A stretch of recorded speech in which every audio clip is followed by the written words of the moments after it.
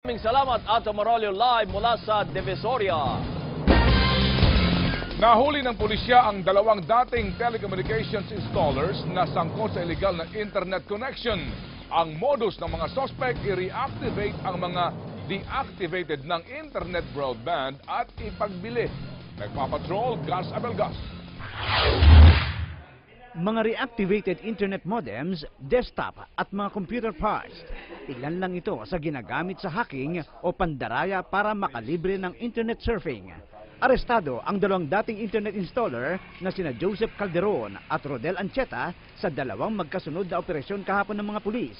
Ang modus ng dalawa, i-reactivate ang di na gumaganang WiMAX broadband at pagkatapos ay ipagbibili ng 5,000 piso kada isa. Nagduda ang Globe sa modus ng mga suspect dahil sa pagkalugi nila nitong nakarambuan, kaya't humingi na sila ng tulong sa mga otoridad.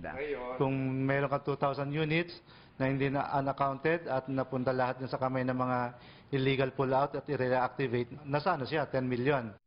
Sa isinagawang buy-bust operation ng pulisya, nagpanggap na bibili ng reactivated internet broadband ang isang pulis. Dito na natimbog ang dalawang suspect. Mahirap matrace pero hindi imposible. Wala talagang krimeng perpekto.